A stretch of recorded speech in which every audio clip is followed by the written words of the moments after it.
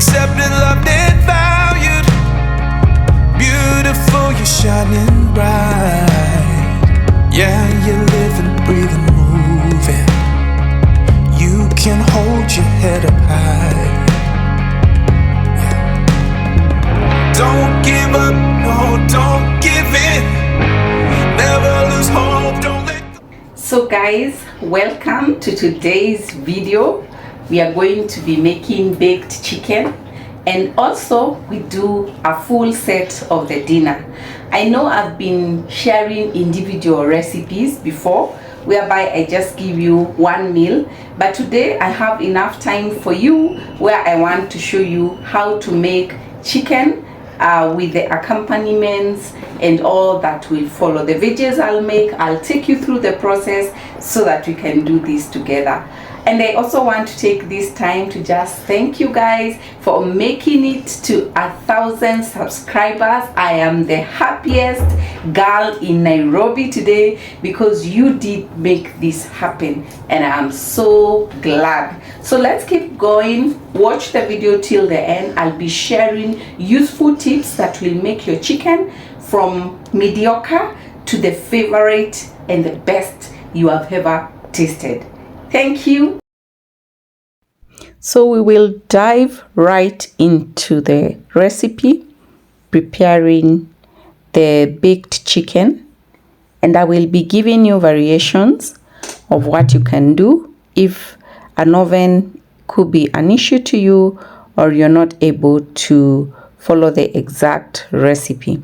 So the first thing I'm doing to my chicken legs, the chicken legs come as that whole leg.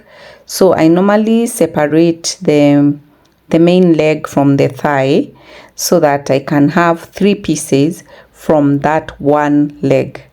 That way I have enough for everyone, and also we are able to have it cook through and cook very fast. So I will go ahead and clean my chicken meat with water and vinegar. It's always good to clean your chicken because you don't know how it was handled when it was making its way to your kitchen. So this is what I'm doing there. Immediately after that, I went in with ginger and garlic. Be generous with the ginger and garlic because you want it to remain until the end, having that taste in the meat. And salt your meat very well. And so I am mixing with my hands because nothing else can do such a good job like my hands, my God-given hands. So I am using them at this point so that all the ginger and garlic can be equally distributed. I'm going in with rosemary, fresh rosemary sprigs. Did I say rosemary? And I'm not going to edit that.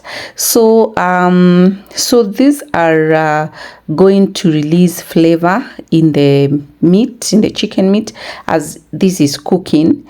And I normally boil it for about 10 minutes.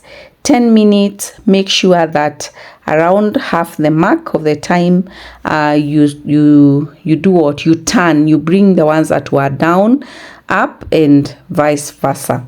This should be the outcome. It will not be well done for me. I know there are people who are like, this is ready for eating, but hey, my friend, you give me such things and tunakosana.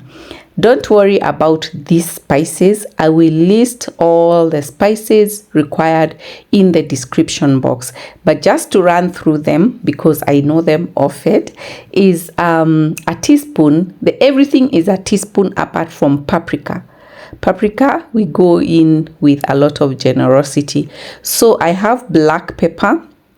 I have garlic powder. Remember, we had used the fresh garlic the other side. So paprika is what I'm using there, 3 teaspoons.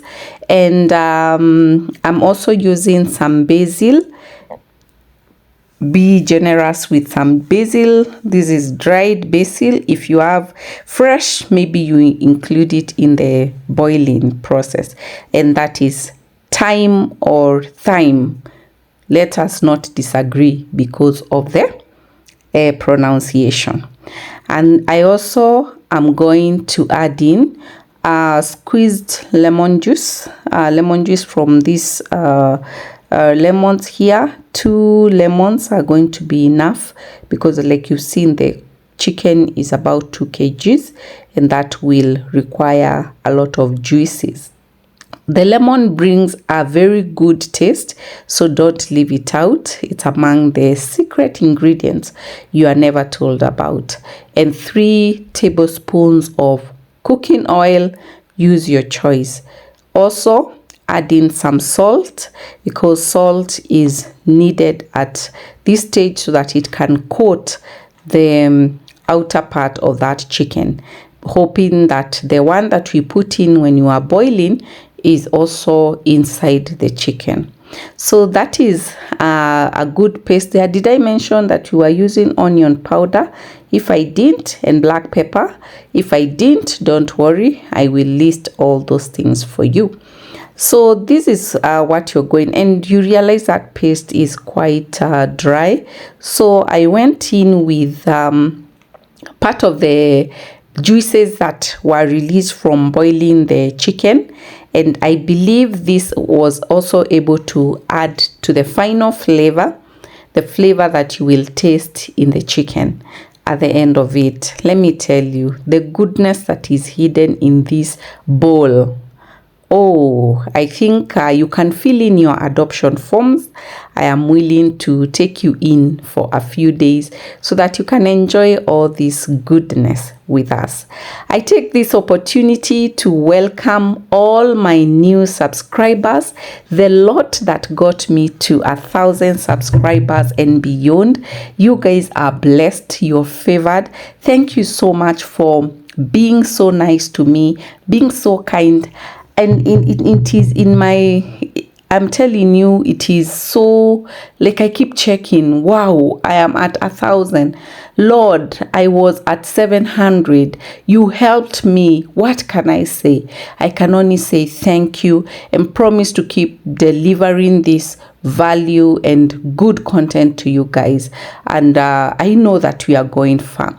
So that's what I'm doing. Mix it like you mean something, like you want to prove a point that all this marination should be able to achieve the final result. Don't be, gentle there. No, squeeze it, mix it well, so that all the pieces, the back, the front, the ends, they are all well covered with the marinade.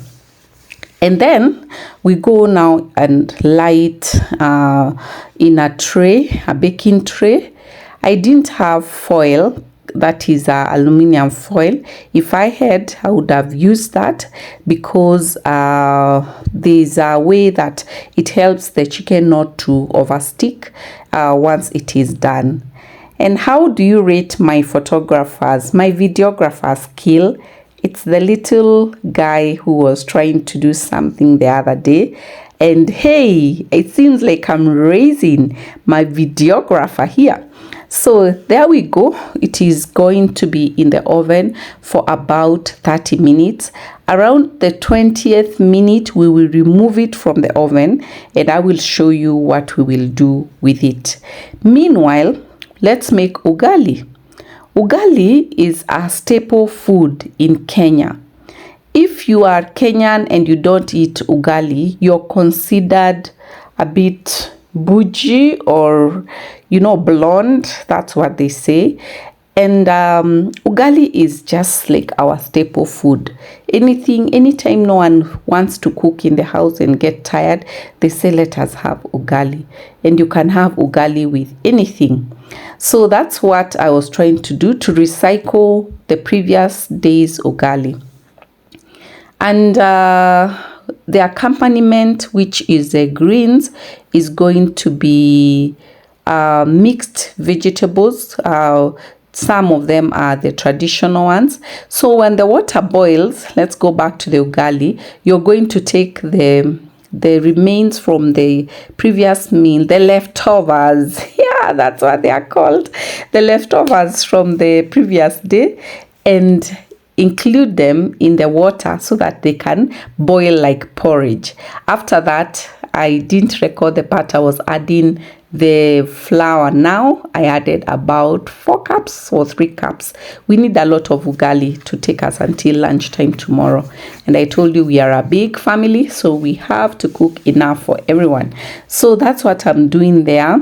I needed to change the position so that I can cook quickly and it will be near me. It won't be so far. The ugali is almost done. Of course, not as quickly as shown here.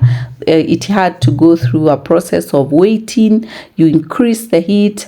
One day I'll give you an ugali recipe. Why not? Who say that ugali can't be featured in a recipe? So keep it here.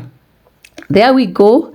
The 25th minute mark is here with us, and I brought out the chicken from the oven, drained out the excess water. You saw that when the video began, and that excess water, we don't need it for now because I want this chicken to be crispy, and for it to be crispy, I put it on the top part of my oven. I go next to fry my greens. These greens are a mix of vegetables, and I have put in onions, and I had some remaining garlic and I added it there. I also am adding 2 cubes of Royco, or 2 Royco cubes. This gives a very good flavor without overpowering any taste here, and I didn't want to have so much spices here because, as you've seen, we have done a good blend of spices on the chicken. I also added some tomato paste into the this mixture so that it can begin cooking. I'm adding tomatoes into my greens, yes, because I want these greens to be a bit wet. Like, I want them to have a bit of stew because that's where the wetness of the meal is going to come from. The chicken is dry, it's coming from the oven dry. The ugali is dry, and we need something to help us not to get choked when you are eating our goodness of baked chicken. So that's what I'm trying to achieve here, and this came out so well. I'm going to add in the greens immediately after this. The cooking, after the tomatoes are well cooked. So that's it. They were frozen, by the way. If you watch my video of preserving your vegetables to stay longer, that's what I do, and it's a no-fail hack, whereby you, when you have excess vegetables, you just cook them, blanch them, and you put them in the freezer in the Ziploc bags, and that's how they come. This is our final outcome, and it was dope. It was awesome. Very nice. I loved the color. The greens maintain the color to the end. It's time to serve our ugali. Behold your cake. Behold your cake from Chef Faraja. Yes, that is ugali, by the way. If your ugali does not have that, please write down there so that I can give you the recipe. And the chicken is out, dry, smelling so nice. The aroma in this kitchen, I already am so delighted. I'm already enjoying everything, though the heat was quite much. Today was a hot day, and the ovens and the lights and all that, so I was really sweating, but I couldn't complain a bit because of all this. I mean, it's so rewarding and satisfying just seeing that what we've been able to achieve at the end of the day. So that's it. We are going to remove the chicken from the tray, and you can see, like I was telling you, it's stuck a bit, but don't be deceived. The things that are stuck, stuck, whatever, are the chef's delight. So we will clean that tray. So this is it. Look at the chicken. I love it. Everyone loved it, and the feedback was awesome. So this is normally what I do for broiler chicken, and it just changes the chicken from being just white meat to very flavorful chicken. Thank you for watching.